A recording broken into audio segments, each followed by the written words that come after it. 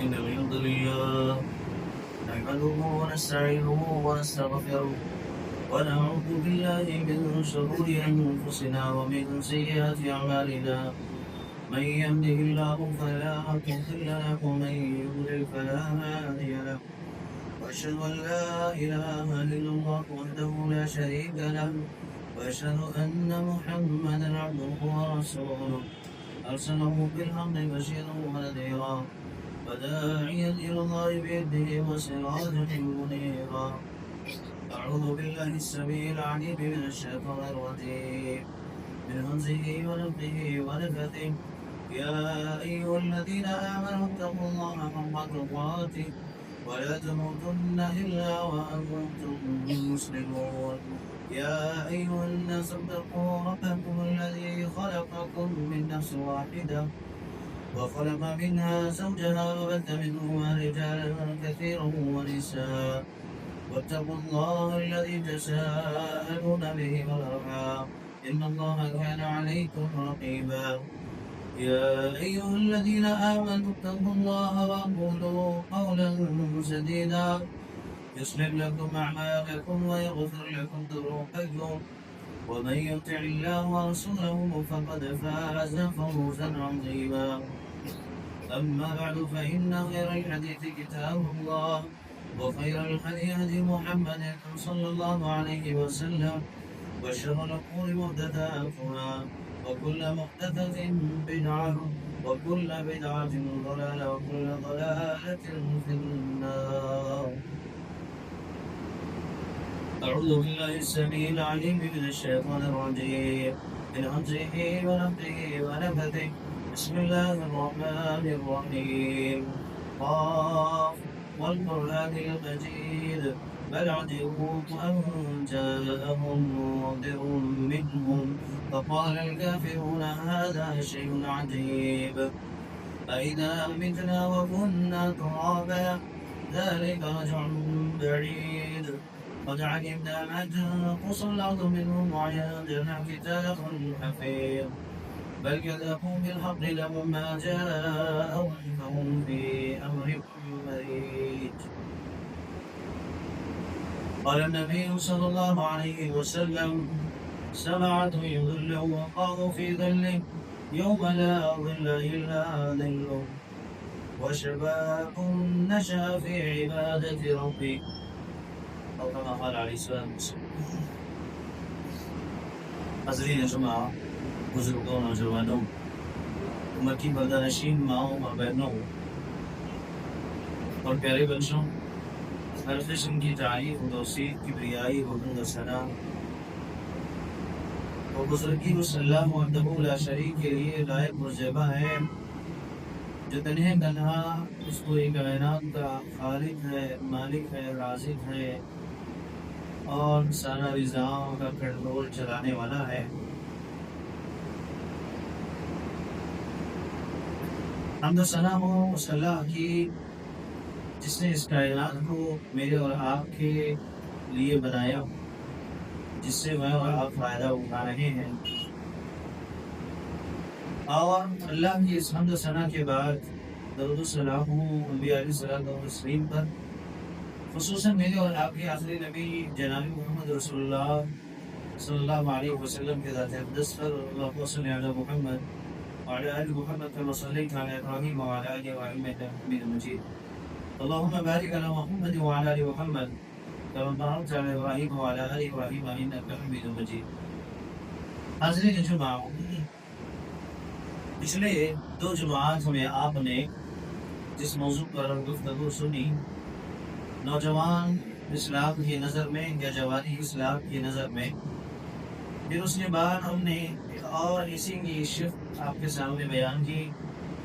کہ اسلام کی نظر میں جوانی ہی کیوں اہم ہے. اس پر گزشتہ ہماری بات ہوئی. ابھی خطبہ مسنونہ کے بعد میں نے آپ کے سامنے ایک حدیث کا ٹکڑا پڑھا جس میں اللہ کے نبی جناب محمد رسول اللہ صلی اللہ علیہ وسلم نے ارشاد فرمایا کہ جس دن حشر قیامت قائم ہوگی، حشر کا جو میدان ہوگا जहाँ पर लोगों को फिर से कब्रों से निकाल करके इकट्ठा किया जाएगा, जमा किया जाएगा। ये मैदान, ये मंजर, ये तस्वीर अल्लाह के नबी सल्लल्लाहु अलैहि वसल्लम ने ऐसे बताई, कहा कि जिस दिन कोई साया नहीं होगा। अल्लाह के नबी सल्लल्लाहु अलैहि वसल्लम ने कहा कि जिस रोज आगे आप हदीस में मुताला करेंगे, पढ़ेंगे, तो पता चलेगा कि सूरज नेज़े के करीब या उससे भी और करीब जो है आकर के अपनी गर्मी में लोगों को जो है अपनी तपिश में गरमा रहा होगा, और उसकी वो गर्मी और उसकी वो तपिश हम अंदाज़ा आज की गर्मी के माहौल से लगा सकते हैं कि रोज़ाना जब गर्मी बढ़ रही है तो हम कह रहे हैं कि गर्मी का जो है, गर्मी की तपिश ज़्यादा है, गर्माहट ज़्यादा है। अंदाज़ा लगाइए कि भी आसमान में जहाँ सूरज है वहीं पर है। लेकिन कहा कि ये मामला उस वक्त का है जब सूरज बिल्कुल करीब आ जाएगा इंसानों के, और इंसानों को इकट्ठा किया जाएगा जहाँ कोई साया नहीं है। आज की इस गर्मी में आप पंखे के नीचे, दरख्त के नीचे या कूलर एसी में जाकर के थोड़ा साया और हवा खा करके थोड़ा राहत पा सकते हैं, लेकिन क़यामत के रोज ये हश्र के मैदान में जब इकट्ठा होंगे तो कहा कि वहां पर मैदान महशर में कोई साया नहीं होगा। और इस गर्मी के गर्माहट में वजाहत आई कि कोई जो है अपने टखनों तक, कोई घुटनों तक, कोई कमर तक, कोई सीने तक, कोई अपने गले तक, और कोई डुबकियां लगा रहा होगा अपने पसीने या फिर अपने गुनाहों के दिवस। उसकी जो हैबत होगी, उसके ऊपर जो खौफ तारी होगा, उसके एतबार से वो अपने पसीने में जो है डूब रहा होगा, वो अपने पसीने में जो है गोते लगा रहा हो। कहा कि ऐसी गर्मी और ऐसी तपिश के मामले में अल्लाह रब्बुल आलमीन 7 ऐसे लोगों का तज़किरा है कि जिनको अल्लाह अपने अर्श के साए के नीचे जगह देगा। अर्श के साए के नीचे अल्लाह रब्बुल आलमीन जगह देगा, उनको साया देगा। तो अल्लाह के नबी सल्लल्लाहु अलैहि वसल्लम ने फरमाया कि उन 7 में से एक खुश नसीब वो नौजवान है जो अपनी जिंदगी को अल्लाह की इबादत में लगा, जो अपनी जवानी को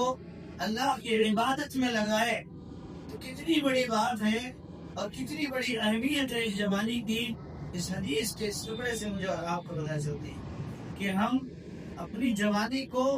सिर्फ जवानी का खुमार दिखाने के लिए, अपनी ब्यूटी और अपने जो स्मार्टनेस को और अपनी ताकत को बताने के लिए नहीं करने दी है, बल्कि ये जो जवानी, ये जो गर्म खून, ये जो पट्टों में ताकत, जो कदमों में आपकी जो हिम्मत, ये जो जज्बात में वलवला, जो जज्बा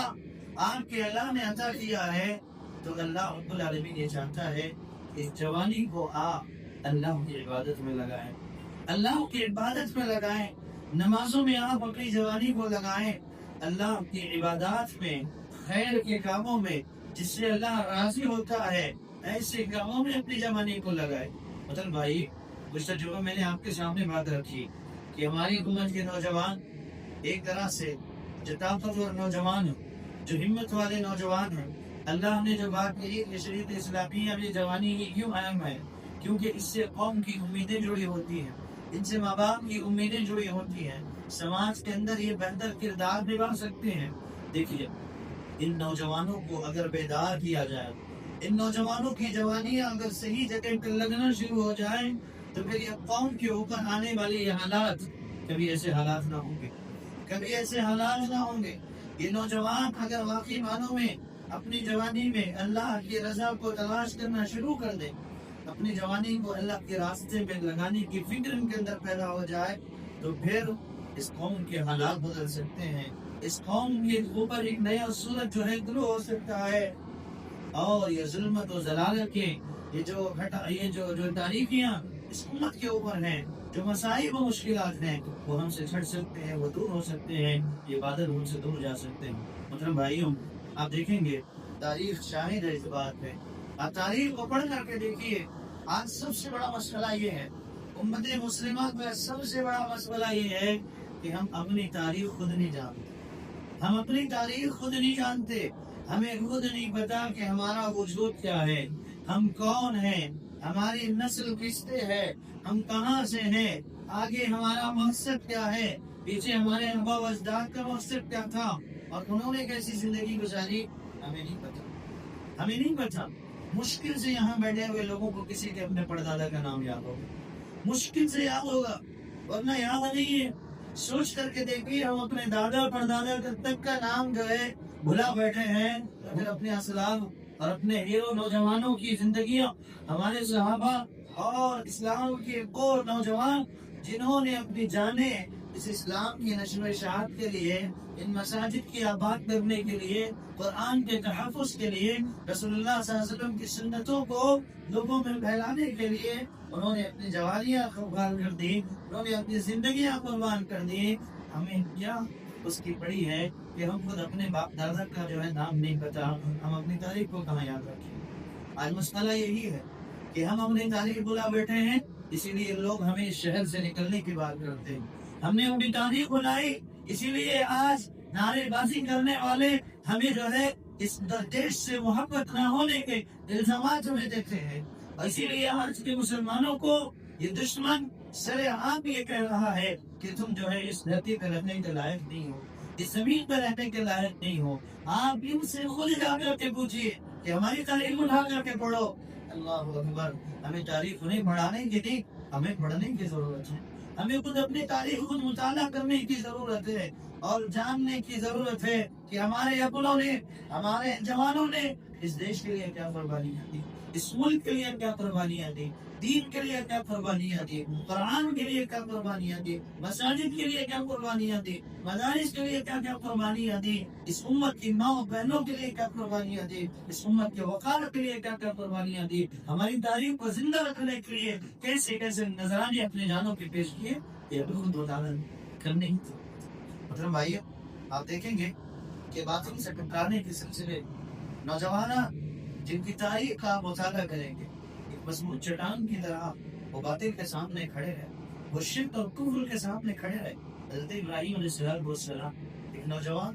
اپنی بستی میں ہوتے ہیں اور توحید کی دعوت کو ڈنکا جو ہے روشن کرتے ہیں، پوری قوم مخالف، باپ مخالف، رشتہ دار مخالف، پورا شہر مخالف ہے، یہاں تک کہ وقت کی بادشاہت اس کے مخالف ہے۔ حضرت ابراہیم علیہ السلام اکیلے کھڑے ہوئے، توحید کا پرچم بھی اکیلے کھڑے ہوئے،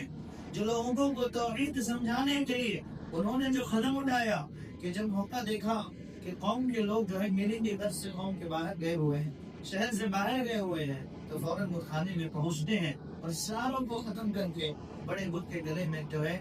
کلاڑی کو لگا کر کے آ جاتے ہیں۔ قوم واپس آتی ہے، آ کر کے دیکھتی ہے کہ یہ کیا معاملہ ہو گیا، ہمارے معبودوں کے ساتھ ہی کیا ہو گیا۔ کہنے والوں نے کہا کہ ہو نہ ہو کہ یہ ابراہیم کا معاملہ ہوگا، کیونکہ یہی ابراہیم جو ہے ان کے خلاف کہا کرتا تھا، ان کی حرمت کیا کرتا تھا، چلو ابراہیم کو پیش کیا جائے۔ ابراہیم علیہ السلام کو پیش کیا، ابراہیم علیہ السلام کو پیش کیا۔ بڑی دربار میں قوم کے لوگ کھڑے ہوئے، سوال ہوتا ہے کہ ابراہیم بتاؤ یہ کس نے کیا؟ ڈنکے کی چوٹ پر ابراہیم علیہ السلام نے جو جملہ کہا وہی جملہ اللہ نے قرآن مجید میں نقل کر کے فرمایا، فَاسْأَلُوهُمْ إِنْ كَانُوا يَنْطِقُونَ، سورۃ الانبیاء اڑا کر کے پڑھی۔ حضرت ابراہیم نے کہا کہ مجھ سے کیا پوچھتے ہو؟ پوچھو ان سے، پوچھو نا جو مارے گئے، اس سے پوچھو جس کے گلے میں کلہاڑی لٹکائی گئی ہے، پوچھو ان سے پوچھو، اگر یہ سمجھتے ہیں، اگر یہ جواب دیتے ہیں، اگر یہ تمہاری پکار کو سنتے ہیں تو فَاسْأَلُوهُمْ إِنْ كَانُوا يَنْطِقُونَ، اگر یہ عقل رکھنے والے ہیں، اگر یہ جواب دینے والے ہیں، پوچھو ان سے۔ توحید کی دعوت انہوں نے پریکٹیکلی طور پر جنہیں سمجھایا، قوم کو پتہ چلا کہ یہ ہمارے معبود باطل جو پھیلے ہوئے ہیں یہ ہمارا جواب نہیں دے سکتے، یہ ہمیں جو ہے کسی طرح سے سن نہیں سکتے، وہ شرمندہ ہو گئے۔ لیکن پھر بھی وہ لوگ حضرت ابراہیم علیہ السلام کو مارنے کی زن پر آ گئے، شہر سے نکالنے کی زن پر آ گئے، یہاں تک کہ واقعی آپ جانتے ہیں آگ میں ڈالا گیا، آگ کے لیے ایسی آگ لگائی گئی کہ جو دنیا کی سب سے بڑی آگ پہ دی جائے، کہ جس میں آپ کو ڈالا گیا، کریم کے ذریعے سے ڈالا گیا، اس دور میں جو استعمال ہوتا تھا اس کے ذریعے سے ڈالا گیا، لیکن اللہ نے آپ کی کیسی حفاظت فرمائی، کیوں حفاظت فرمائی؟ کیونکہ توحید کے لیے انہوں نے جو ہے جو نعرہ اٹھایا، توحید کے لیے قوم سے انہوں نے جو ہے لڑنے کا عید کیا، قوم کو توحید کی دعوت دینے کے لیے انہوں نے جو قدم اٹھایا۔ آج ہمیں بتائیے کہ ہم جہاں شرک کو دیکھ رہے ہیں، گھروں کے اندر کی میں بات کر رہا ہوں، باہر کی میں بات نہیں کر رہا ہوں، اپنے گھروں میں اپنے رشتے داروں میں، اپنے اعزا و اقربا میں، اپنے ماں باپ، اپنے بھائی بہنوں کو ہم شرک کرتے ہوئے دیکھ رہے ہیں۔ کیا ہمارے اندر اتنی، ہمارے نوجوانوں کے اندر مجال ہے کہ انہیں جا کر کے دعوت دے سکیں، انہیں سمجھا سکیں، انہیں بتا سکیں، دعوتی کام کر سکیں؟ اللہ اکبر۔ محترم بھائیوں، آپ آگے آئیں، حضرت یوسف علیہ السلام کی زندگی کا مطالعہ کریں۔ حضرت یوسف، ایک شباب کی جوانی اتنی خوبصورت تھی، آپ کو عطا کی گئی کہ آپ کو جو بھی دیکھتا آپ پر فریفتہ ہو جاتا، دل جو ہے کھو بیٹھتا۔ عزیز مصر کی بیوی آپ پر بری نیت لے کر کے جو ہے آپ کے ساتھ غلط کرنا چاہتی ہے، لیکن حضرت یوسف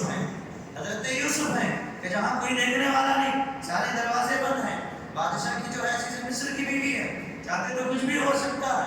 لیکن حضرت یوسف علیہ السلام وہاں سے بھاگتے ہیں، دوڑتے ہیں اور یہ کہتے ہیں کہ قال رب السجن احب الی مما يدعوننی الیہ۔ سورہ یوسف اٹھائیے، پڑھیے، مطالعہ کیجیے۔ یہ نوجوان نبی یہ کہتے ہیں کہ اللہ رب العالمین، رب نے کہا کہ ابراہیم، حضرت یوسف علیہ السلام نے یہ کہا کہ اللہ یہ مجھے جس چیز کی طرف دعوت دے رہی ہے اس سے بہتر ہے کہ میں جیل میں رہ جاؤں،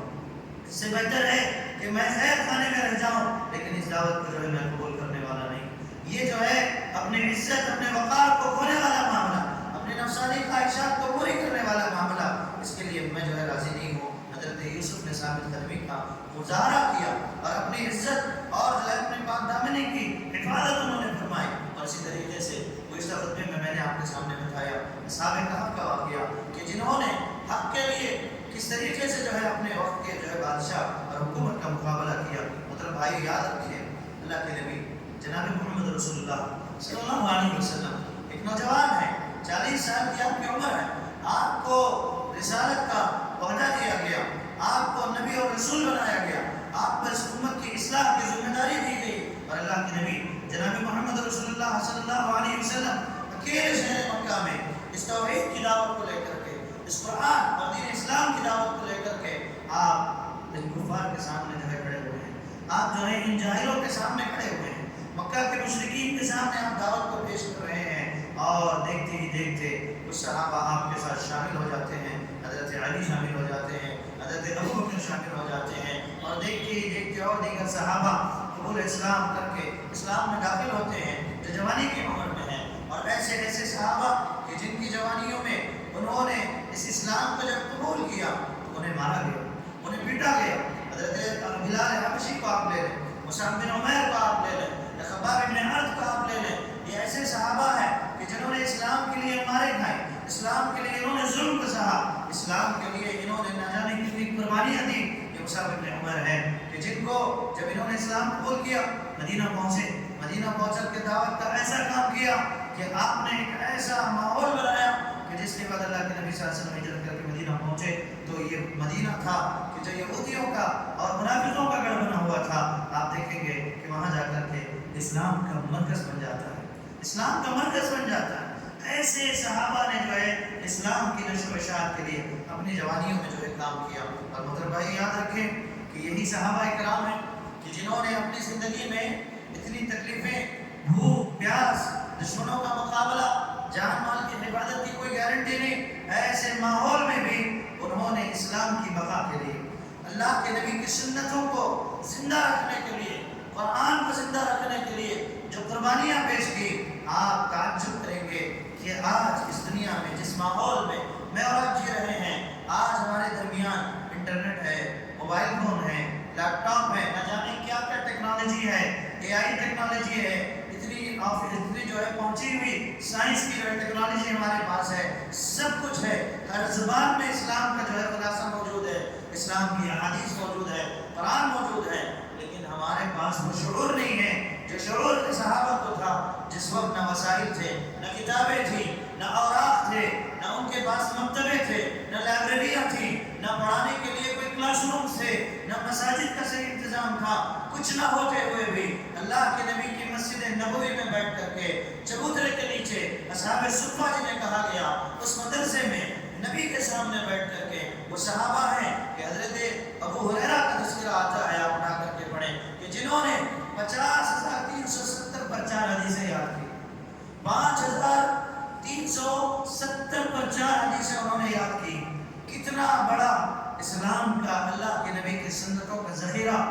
حضرت ابو ہریرہ نے جو ہے یاد کیا، اور جس کی بدولت آج میں اور آپ اس ممبر و محراب سے بیٹھ کر کے حدیث رسول صلی اللہ علیہ وسلم سنتے ہیں، پڑھتے ہیں اور عمل کی کوشش میں اور آپ کرتے ہیں۔ آج بتائیے کہ وسائل کے ہوتے ہوئے بھی آج ہمیں کتنی حدیثیں یاد ہیں، ہم کتنا مطالعہ کرتے ہیں، کتنے حدیثوں کو اپنے حفظ میں لانے کی کوشش کرتے ہیں۔ اور اسی طریقے سے حضرت عبداللہ بن عمر رضی اللہ تعالیٰ عنہ ہیں جو 2630 حدیثیں جن کو یاد تھی، عبداللہ بن مسعود ہیں جن کو مفسر قرآن کہا گیا، جن کو مفسر قرآن کہا گیا، قرآن کی تفسیر ان کو جو ہے ضبط تھی، ان کو یاد تھی۔ اور اسی طریقے سے انس رضی اللہ تعالیٰ عنہ مجمعین یہ صحابہ ہیں کہ جن کو 2286 حدیثیں یاد تھی، یعنی شریعت کا بڑا بڑا حصہ انہوں نے حفظ کر لیا۔ نہ پڑھنے کے لیے کچھ وسائل، نہ پین، نہ قلم، نہ کتابیں، نہ کچھ۔ اس دور میں اللہ کے نبی کے سامنے بیٹھتے اپنی جوانیوں کو جو ہے اس علم کے حاصل کرنے، دین کے سیکھنے کے سلسلے میں لگاتے۔ محترم بھائیوں، بھوکے رہ جاتے، پیاسے رہ جاتے، راتوں کو جاگتے اور جو ہے اپنا خون پسینہ ایک کرتے۔ یہ ابو ہریرہ جس کا میں نے تذکرہ کیا رضی اللہ تعالیٰ عنہ، جنہوں نے 5000 سے زیادہ حدیثیں یاد کی، انہی کے بارے میں آپ پڑھ کر کے دیکھیں گے کہ بھوک کی وجہ سے مسجد نبوی میں پیٹ کو پکڑ کر کے الٹا پلٹا لوٹا کرتے تھے۔ پیٹ کے مروڑ کی تکلیف کی وجہ سے کھانا نہیں ہوتا، پانی دستیاب نہیں ہوتا، مدینہ مسجد نبوی کے اندر جو ہے وہ ادھر سے ادھر لوٹ پوٹ ہو رہے ہوتے۔ اتنی تکلیفیں ان صحابہ نے برداشت کی۔ اپنی جوانیوں میں انہوں نے اپنی جوانیوں کو، اسمارٹنس کو معاشرے میں نہیں پیش کیا، بلکہ انہوں نے دین کی بقا کے لیے، دین کے لیے کوشش کی۔ آج بتائیے کہ ہمارے نوجوان کس طریقے سے تیار ہیں، اور یہی وہ صحابہ ہیں کہ جو آپس میں ایک دوسرے کے لیے کوئی تکلیف کا معاملہ ہوتا تو ایک دوسرے کی جان تک قربان کرنے کے لیے تیار ہو جاتے۔ رحماء بینہم، اللہ رب العالمین نے ان کی صفت بتاتے ہوئے قرآن مجید میں فرمایا کہ محمد رسول اللہ والذین معہ اشداء علی الکفار رحماء بینہم، یہ کفار اور مشرکین کے لیے، باطل کے لیے ایک مضبوط چٹان کی طرح کھڑے رہے، اور وہیں پر اپنوں کے لیے رحم و کرم کا معاملہ، قربانی، اظہار کی قربانی، ایک دوسرے کے لیے جو ہے جان نچھاور کرنا، ایک دوسرے کے لیے مال قربان کرنا، ایک دوسرے کے لیے اپنے آپ کو قربان کرنا۔ یہ صحابہ جو صبر کر کے، ہجرت کر کے، بھوکے پیاسے، گھر بار چھوڑ کر کے، بیوی بچوں کو چھوڑ کر کے مدینہ پہنچتے ہیں، اور وہ صحابہ جو مدینہ میں جنہوں نے محنت کر کے اپنا امپائر کھڑا کیا، اپنے بزنس کھڑے کیے، اپنے گھر بنائے، اپنا جو ہے کاروبار سنبھالا، یہ صحابہ ہیں کہ نبی کے کہنے پر ان مہاجرین کے لیے اپنی مال و دولت قربان کر دی، اپنے گھر بار قربان کر دیے، اپنے باپ کو قربان کر دیا، اپنی دھن دولت ان کے لیے قربان کر دی۔ محترم بھائیوں، آج ہم ایک معاشرے میں رہتے ہیں، ایک دوسرے کے خون کے پیاسے بنے ہوئے ہیں۔ آج ہم اپنے معاشرے میں رہتے ہیں کہ ایک بھائی دوسرے بھائی کا خون کا پیاسا بنا ہوا۔ بتائیے کہ ہم مسلمان ہیں، اسلام کا نام ہم پہ جچتا ہے کہ ہم کس طریقے کے اسلام پر جی رہے ہیں، کون سا اسلام ہے جس کو ہم یہ کہہ رہے ہیں کہ ہم مسلمان ہیں۔ محترم بھائیوں، ایک دوسرے کے لیے قربانیاں، ایک دوسرے کو آگے دیکھنے کا جذبہ، ایک دوسرے کو آگے ترقی کرتے ہوئے دیکھنے کا جذبہ، آج یہ معاملہ ہمارے نوجوانوں کے اندر ختم ہوتا ہوا نظر آ رہا ہے۔ محترم بھائیوں، وہ نوجوان ہیں کہ جنہوں نے دوستیاں کی تو مثالی دوستیاں کی، جنہوں نے ایک دوسرے کا ساتھ دیا تو مثالی ساتھ دیا، جنہوں نے جو اسلام کے لیے جو قربانیاں دی، اسلام کی نشر و اشاعت کے لیے انہوں نے جو مضبوط نظام بنائے، انہوں نے جو اپنی حکومتیں قائم کی، انہوں نے جو اپنی فوجوں کو تیار کیا، انہوں نے اپنے آپسی تعلقات پر اتنا مضبوط رکھا کہ دیکھتے ہی دیکھتے اللہ کے نبی صلی اللہ علیہ وسلم کے انتقال کے بعد خلفائے راشدین کا معاملہ جب آتا ہے، خلفائے راشدین کا جب معاملہ آتا ہے، آپ دیکھیں گے 3 سالہ عرصے میں ہی حضرت ابو بکر کی خلافت کے بعد حضرت عمر رضی اللہ تعالیٰ عنہ کی خلافت میں آپ دیکھیں گے کہ قیصر و کسریٰ سے لے کر کے فارس، روم، فلسطین، شام و عراق تک اسلام جو ہے پھیل گیا تھا۔ اسلام اتنا دور دور تک پھیل گیا تھا، اور آپ دیکھیں گے بنو امیہ کا دور جب آیا، خلفائے راشدین کے بعد بنو امیہ کا جب دور آیا تو آپ دیکھیں گے کہ اس دور میں انہوں نے ایک ایسی منظم حکومت قائم کی، اسلام کی نشر و اشاعت کے لیے جو انہوں نے محنت کی کہ یہ لوگ عرب پر حکومت کرتے ہوئے ہندوستان اور ہندوستان سے ترکستان تک کی حکومت انہوں نے کی، ہندوستان کی سرزمین سے ترکستان تک کی انہوں نے جو ہے حکومتیں سنبھالی، اتنا جو ہے اسلام پھیلا، نشر و اشاعت ہوئی، اتنا مضبوط نظام قائم ہوا۔ آپ دیکھیں گے کہ مشرق میں چین کی اسلام جو ہے پھیل گیا، اتنا وسیع اسلام پھیلا۔ ہم ان کی قربانیوں کو پڑھیں، ان کی تاریخ کا مطالعہ کریں۔ ہمیں نہیں معلوم کہ ہم سمجھتے ہیں کہ اسلام کیوں اتنا ہندوستان میں ہے، ہم سمجھتے ہیں کہ سعودی کا مسیحی اسلام ہے۔ دیکھیں، آپ مطالعہ کریں، ہم نے تاریخ بلا دی، ہم نے تاریخ بلا دی۔ اس ملک کے لیے بھی ہم نے قربانیاں دی، اس ملک کے لیے بھی ہم نے قربانیاں دی، اور اس ملک کو بھی کھڑا کرنے میں مسلمانوں کا بڑا کردار رہا ہے۔ آج محترم بھائیوں، ہمارے نوجوان بڑے جوش میں اور جذبے میں نہ جانے غلط قدم اٹھاتے ہیں۔ میں یہاں رک کر کے آپ کو کہوں گا، آج حالات ملک کے بڑے خراب ہیں۔ ہندوستان اور پاکستان کے سلسلے میں جو باتیں چل رہی ہیں، سوشل میڈیا کو آپ سن رہے ہوں گے، دیکھ رہے ہوں گے، ایسے وقت میں آپ کو ایک اچھے مسلمان ہونے کے ساتھ ساتھ ایک اچھے ہندوستانی ہونے کا ثبوت دینے کی ضرورت ہے۔ ہمارے نوجوانوں کو ایک اچھا ہندوستانی، ایک اس دیش سے محبت کرنے والا ثبوت دینے کی ضرورت ہے۔ لوگوں کی باتیں، لوگوں کے تانے، لوگوں کے لگائے گئے الزامات کو اپنے کانوں پر لا کر کے جوش و جذبے میں آنے کی ضرورت نہیں ہے۔ یہ سیاسی معاملات ہیں، ان معاملات میں ہمیں پڑھنے کی ضرورت نہیں ہے۔ جہاں ہمارے دیش کی بات آئے گی کہ اس کے اندر اگر کسی بھی صرف مسلمان نہیں، کسی اور غیر کو بھی اگر یہاں کوئی تکلیف پہنچانے ہمارے دیش میں آتا ہے تو ہم اس کی جو ہے ان کی نندا کرتے ہیں، اس کے خلاف ہم کھڑے ہوں گے، اور اپنے دیش کی اور اپنے ملک کی اب جو ہے حفاظت کے لیے ہم کھڑے رہیں گے۔ اس بات کے ثبوت ہمیں دینے کی ضرورت ہے۔ مطلب بھائیوں، یاد رکھیں، آپ دیکھیں، ایک دور، ایسا دور بھی رہا، اسلام کا ایک سنہرا دور، ایسا دور بھی رہا، ہارون رشید کا وہ دور، اس کی حکومت کا دور، کہ جس میں وہ کھڑے ہو کر کے اپنی حکومت میں کہا کرتا تھا، جب بھی بادل آسمان پہ آتا، جب بھی ہوائیں چلتی، ابر آلود ہوتا آسمان، تو کہتا، اے بادل، تجھے جہاں جا کے برسنا ہے برس، تیرا ٹیکس میری ہی حکومت میں آ کر کے جمع ہوگا، تیرا ٹیکس میری ہی حکومت میں آ کر کے جمع ہوگا۔ یعنی اتنی دور تک جو ہے اسلام کی حکومت پھیلی ہوئی تھی، اتنی دور تک جو ہے اسلام پھیلا ہوا تھا۔ وہ نوجوانوں کی کوششیں تھیں، وہ نوجوانوں کا جو ہے وہ قربانیاں تھیں، جو اسلام کے لیے، جو انہوں نے دین کے لیے قربانیاں پیش کی۔ آپ دیکھیں گے کہ ایک دور وہ بھی آیا، عقبہ بن نافع ایک تابعی ہیں، عقبہ بن نافع ایک تابعی ہیں، وہ کہتے ہیں کہ ایک مرتبہ ایسا ہوا کہ مراکش سے مغرب تک جب یہ لوگ پہنچ گئے، حکومت کو فتح کرتے ہوئے، اسلام کی نشر و اشاعت میں باطل قوموں کا مقابلہ کرتے ہوئے، آخر جب حج میں مراکش کے بعد جا کر کے مغربی مراکش میں جب جا کر کے پہنچے تو آگے سمندر شروع ہوتا ہے، آگے سے سمندر جو ہے شروع ہوتا ہے، تو وہاں رک کر کے عقبہ بن نافع نے ایک جملہ کہا، اپنے گھوڑوں کو سمندر کے اندر جو ہے داخل کرتے ہوئے، داخل کر کے اپنے سمندر میں گھوڑوں کو بھیج کر کے ایک جملہ کہا، اللہم رب محمد لولا هذا البحر لفتحت الدنیا فی سبیل اعلاء کلمتک اللہم اشہد، کہا کہ اے محمد رسول اللہ کے رب، اے محمد رسول اللہ صلی اللہ علیہ وسلم کے رب، اگر یہ سمندر درمیان میں نہ آتا تیرے کلمے کی نشر و اشاعت کے لیے، ہم اس سمندر کو بھی بھلا جاتے، اس بات کا تو گواہ ہے نا۔ اسی کو شاعر نے اس شعر میں ڈالا اور کہا، دشت تو دشت ہے، دریا بھی نہ چھوڑے ہم نے، بحر ظلمات میں دوڑا دیے گھوڑے ہم نے۔ مطلب بھائیوں، اسلام کے لیے لوگوں نے تاریخ کو پڑھ کر کے دیکھے، ہمارے اسلاف نے جو قربانیاں پیش کی، آج ہمارے نوجوانوں کو اپنے معاشرے کے اندر اسلام کو مضبوط کرنے کے لیے، دینی تعلیم کو، دینی مزاج کو مضبوط کرنے کے لیے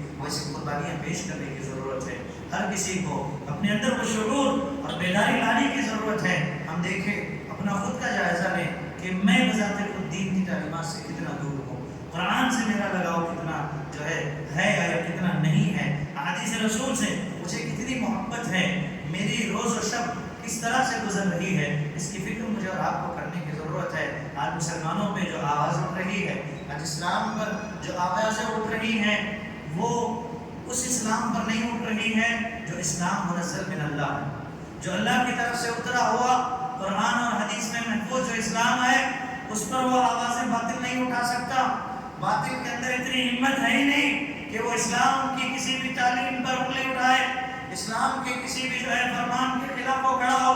بلکہ آج اگر باطل کسی کے خلاف کھڑا ہوا ہے تو وہ محفوظ صحیفوں میں قرآن کے اور اس تعلیم کے خلاف نہیں، بلکہ میرے اور آپ کے اسلام کے خلاف، جس پر میں اور آپ چل رہے ہیں، جس پر آج معاشرہ چل رہا ہے۔ ہم حقیقی معنوں میں وہ مسلمان نہیں ہیں۔ ہمارے اسلام کا جائزہ ہمیں لینے کی ضرورت ہے۔ ایک مسلمان نوجوان، ایک مسلمان ہونے کی حیثیت سے مجھے اور آپ کو اپنے گریبان میں جھانکنے کی ضرورت ہے۔ آپ دیکھیں گے کہ غیر مسلمین جو کنورٹڈ ہوتے ہیں، اسلام میں آتے ہیں، ان سے آپ ملیے، مل کر کے پوچھیے. ہم ملے ہیں ان سے, ہم نے پوچھا ہے ان سے کہ بھائی آپ کو کیا ایسا لگا کہ آپ نے اسلام کو قبول کر لیا, جبکہ آپ کا بیک گراؤنڈ اگر دیکھیں گے تو پتہ نہیں کہاں کہاں سے آپ آئے ہوئے. جب ان سے پوچھا گیا تو انہوں نے اکثر نے یہی کہا کہ اگر ہم آج ماحول میں اسلام مسلمانوں میں دیکھتے تو ہم کبھی اسلام قبول نہیں کرتے. یہ ایک افسوس کی بات ہے, یہ بہت بڑے افسوس کی بات ہے, خون کے آنسو رونے کی بات ہے کہ وہ کہتے ہیں کہ اگر ہم آج کے مسلمانوں کے اسلام اور ان کی زندگیوں کو دیکھتے تو کبھی ہم اسلام کو نہ سمجھ پاتے, اور دور کی بات ہے کہ ہم قبول کر پاتے, بلکہ ہم نے اسلام کو سمجھنے کے لیے قرآن کا مطالعہ کیا, احادیث کا مطالعہ کیا, نبی محمد صلی اللہ علیہ وسلم کی سیرت کا مطالعہ کیا, صحابہ کی زندگیوں کا مطالعہ کیا. ارے بھائی ایسا کیا معاملہ ہے اس اسلام کے اندر کہ اس کے لیے جان تک دینے کے لیے انہوں نے جو ہے جانے تک انہوں نے قربان کر دی. انہوں نے جو ہے اپنے ملک کے لیے, اپنے جو ہے اسلام کے لیے, اپنے ایمان کے لیے انہوں نے باطل کا مقابلہ کیا, اپنوں کو جو ہے قربان کر دیا, اپنوں کو چھوڑ دیا. ایسی مثالیں قربانیاں دی. اس کی وجہ کیا تھی؟ انہوں نے اسلام کو مطالعہ کیا, اسلام کی تعلیمات کو مطالعہ کیا, تب جا کے اسلام کی جو اصل شکل ہے, اسلام کی جو اصل تصویر ہے, اسلام کی جو اصل جو ہے اس کا چہرہ ہے وہ انہیں نظر آیا تو انہوں نے اسلام کو قبول کیا. آج بتائیے میں اور آپ خود اپنا جائزہ لیجیے کہ ہم اسلام کی بنیادی جو تعلیمات ہیں اس سے کتنے آراستہ ہیں, کتنی بنیادی تعلیمات ہیں جس کو میں اور آپ حفظ کیے ہوئے ہیں, کتنے ایسے حدیث ہیں جو بنیادی ہیں, نماز کی کتنی ایسی دعائیں ہیں, روزے زکات کے کتنے ایسے مسائل ہیں, حج کی کتنے, عمرے کی کتنی کیا اذکار ہیں, صبح شام کی زندگی میں روزمرہ میں پڑھے جانے والے اذکار, مسجد میں داخل, باہر بیت الخلاء, گھر میں داخل, گھر سے نکلنے, سواری, بازار میں جاتے ہیں, بستر پر سوتے ہیں, صبح جاگتے ہیں, کھاتے ہیں, پیتے ہیں, اڑتے ہیں اور نیا لباس پہنتے ہیں یا روزانہ کپڑے بدلتے ہیں اور جو ہے ضیافت میں جاتے ہیں, نہ جانے کتنے ایسے معاملات ہیں. بتائیے کہ اس کی کتنی تعلیمات اور کتنے دعائیں اور کتنی جو ہے سنتیں ہمیں یاد ہیں. مطلب بھائی ہمیں اسلام کو پڑھ کے, اسلام کو سمجھ کے اس اسلام پہ عمل کرنے کی ضرورت ہے جو اسلام مجھ سے اور آپ سے مطالبہ کرتا ہے. اس اسلام پہ نہیں چلنا ہے جو آج عادتاً, رسماً اور رواجاً چلتا رہ رہا ہے اور چلتا آ رہا ہے اور چلتا جائے گا. مطلب بھائی بڑے افسوس کی بات ہے کہ ہم اس اسلام پہ چل رہے ہیں جو ہمارے آبا و اجداد نے جو ہمیں دیا, اور آگے آنے والی نسلیں اس اسلام پہ چلیں گی جس پہ آج میں اور آپ چل رہے ہیں, جو کہ اصل اسلام نہیں ہے, جو کہ اصل اسلام ہی نہیں ہے. بتائیے کہ آج ہمارے نوجوانوں کو ایک نظر میں دیکھ کر کے کوئی یہ کہہ سکتا ہے کہ ہمارے نوجوان ہیں کہ جو مستقبل میں اسلام کے لیے کھڑے ہو سکتے ہیں؟ محترم بھائیوں بڑے افسوس کی بات ہے, یہ بڑے درد کی بات میں کہہ رہا ہوں کہ آج کا معاملہ ایسا ہے کہ ہمارے یہ بزرگ نوجوانوں کو دیکھ کر کے ہمت ہار چکے ہیں کہ ہماری امت کے لیے ان سے آگے کیا فائدہ ہو سکتا ہے, ہماری امت کے لیے ان سے کیا فائدہ ہو سکتا ہے. ان کی جوانیاں سوشل میڈیا پر برباد ہو رہی ہیں, ان کی جوانیاں چرس گانجے میں برباد ہو رہی ہیں, ان کی جوانیاں لڑکیوں کے پیچھے برباد ہو رہی ہیں, ان کی جوانیاں نہ جانے مغربی تہذیب کے جو ہے پیچھے, سوشل میڈیا کے پیچھے, فلم اسٹاروں کے پیچھے اور کرکٹ پلیئروں کے پیچھے کن کن جو ہے غلط راستوں سے ان کی جوانیاں اور ان کے حوصلے, ان کی ہمتیں پست ہوتی چلی جا رہی ہیں. نہ ایم ہے, نہ مقصد ہے. مطلب بھائیوں اسلام اور جو ہے دین کی تعلیم کی دور کی بات ہے. اس ترجمہ میں نے آپ کے سامنے رکھا تھا کہ ہمارا نوجوان اپنوں کے لیے قربانی دینے کے لیے تیار نہیں ہے, ماں باپ کے لیے قربانی دینے کے لیے تیار نہیں ہے, اپنی جوانی کا استعمال اپنی بہن بھائیوں کی عفت اور عزت کی حفاظت کے لیے قربان کرنے کے لیے تیار نہیں ہے, اپنے رشتہ داروں کے حقوق ادا کرنے کے لیے تیار نہیں ہے, ماں باپ جنہوں نے جنا ان کو عزت احترام دینے کے لیے تیار نہیں ہے. ہمارا یہ نوجوان اس امت کے لیے کھڑا ہوگا, کس خواب غفلت میں اور آپ پڑے ہوئے. مطلب بھائی ہمیں اپنے آپ کو جھنجھوڑنے کی ضرورت ہے, اپنے آپ کو جو ہے جگانے کی ضرورت ہے. اور ایک جملہ میں ہمیشہ کہا کرتا ہوں, وہ قوم جو سوئی ہوئی ہے اس کو آپ اس کی تاریخ, اس کے ماضی اور مستقبل کے بارے میں باتیں بتا کر کے جگا سکتے ہیں, لیکن جو قوم سونے کی ایکٹنگ کر رہی ہو اس کو آپ جگا نہیں سکتے, اس کو آپ جگا نہیں سکتے. آج امت مسلمہ کا یہی معاملہ ہے, ہم ہر حق و باطل کو دیکھ کر کے بھی حق قبول نہیں کرنا چاہتے, باطل کو دیکھ کر کے بھی باطل کا مقابلہ کرنا نہیں چاہتے. ہم سوئے ہوئے نہیں بلکہ سونے کا ہم ناٹک کر رہے ہیں, سونے کا ناٹک کر رہے ہیں. اور آپ ناٹک کرتے رہیے, ظلم اور بربریت کا وہ معاملہ ہوگا. اللہ رب العالمین کی مار اور جو ہے اللہ کی طرف سے پکڑ آئے گی. آپ نہ جاگے کوئی مسئلہ نہیں, جگانے والے اور جاگنے والے اللہ پیدا کرے. اللہ نے کیا کہا کہ یہ قوم اگر اپنی حالت نہ بدلے تو ہم ایسوں کو لے کر کے آئیں گے جو ان کو ختم کریں گے، اور ختم کر کے پھر جو ہے اللہ انہیں ہدایت دے گا اور وہ اللہ سے توبہ کریں گے اور اللہ ان کی توبہ قبول کرے گا، اور پھر وہ اس اسلام کو لے کر کے چلیں گے، وہ اس جو دین کو لے کر کے چلیں گے۔ مطلب بھائیوں، اس وقت سے آنے سے پہلے مجھے اور آپ کو بیدار ہونے کی ضرورت ہے، مجھے اور آپ کو اپنی اپنی ذمہ داریوں کو سمجھنے کی ضرورت ہے۔ جس طرح بیوی بچوں کی ذمہ داریوں کو ہم اہمیت دے رہے ہیں، دن رات ان کے لیے کما رہے ہیں، محنت کر رہے ہیں، مسجد کے لیے کتنی قربانیاں ہیں، دین کے لیے کتنی قربانیاں ہیں، قرآن کی نشر و اشاعت کے لیے کتنی قربانیاں ہیں، حلقات کے لیے جہاں بیٹھ کر کے دین سیکھا جائے اس کے لیے کتنی قربانیاں ہیں، علماء سے جڑنے میں ہمارے نوجوانوں کی کتنی قربانیاں ہیں۔ ہمارا نوجوان عالم کو دیکھ کے بھاگتا ہے، کیوں بھاگتا ہے؟ پکڑا جاؤں گا، کچھ نہ کچھ لباس کے بارے میں بولیں گے، داڑھی چہرے کے بارے میں بولیں گے، کون سے تو کون سی عادت کے بارے میں بولیں گے، اس سے اچھا ہے ان سے ملو ہی۔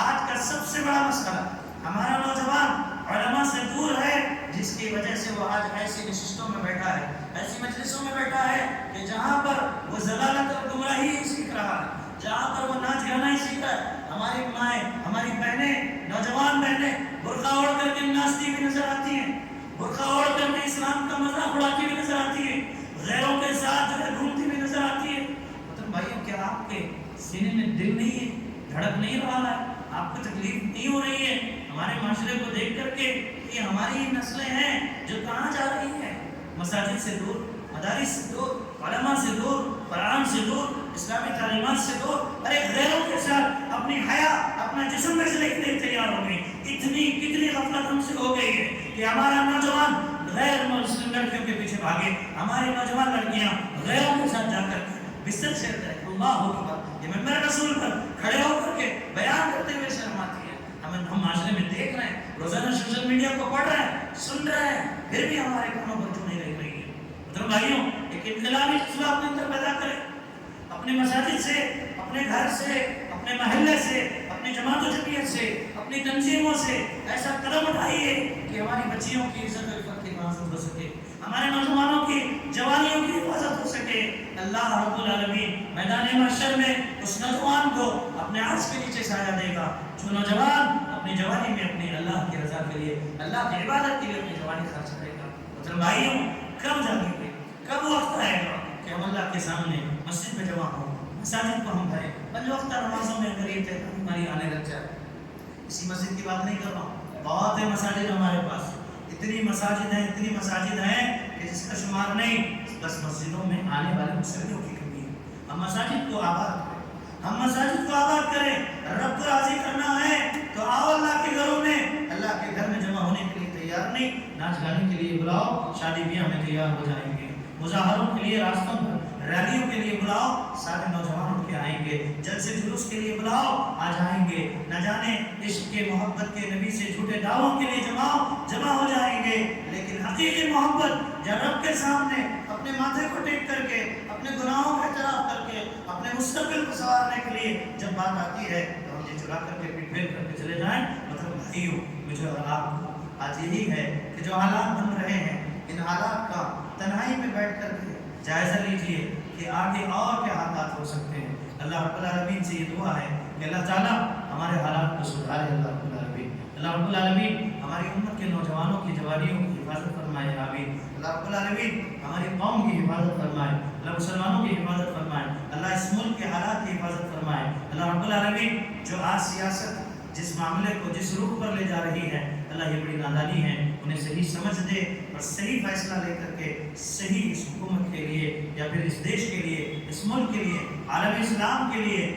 جو صحیح فیصلے ہوں گے، اللہ اس کی طرف ان کے دماغوں کو اور ذہنوں کو ڈال دے۔ اللہ رب العالمین اللہ ہماری حفاظت فرما، قرآن حدیث کے مطابق زندگی گزارنے کی ہمیں توفیق عنایت فرما۔ اللہ رب العالمین ہمیں اپنے ماضی کو ذہن میں رکھتے ہوئے اپنے مستقبل کی حفاظت اور مستقبل کی پلاننگ کو اس حال میں ہوشمندی کے ساتھ کرنے کی توفیق نصیب فرما، آمین۔ اللہ رب العالمین ہمیں دین کا داعی بنا، دین کا شیدائی بنا، دین پر عمل کرنے کا جذبہ عطا فرما۔ اللہ رب العالمین مساجد سے ہمیں جوڑ دے، نمازوں کی محبت اللہ ہمارے دلوں میں پیدا فرما، اللہ رسول کی سنتوں کی اور اس کی اطاعت کی اللہ رب العالمین ہمارے اندر شوق اور جذبہ عطا فرما۔ اللہ رب العالمین ہماری مسلم ماں اور بہنوں کو پردہ اور عفت کی عصمت کی حفاظت کی انہیں جو ہے اللہ رب العالمین توفیق نصیب فرما۔ ہمارے نوجوانوں کو اپنے خواہشات اور جذبات کو کنٹرول میں رکھ کر کے اپنی جوانی کو تیری عبادت میں لگانے کے لیے توفیق نصیب فرما آمین اللہ رب العالمین ہم تمام کو جب تک زندہ رکھ اسلام کی تعلیمات پر زندہ رکھ اللہ جب خاتمہ ہو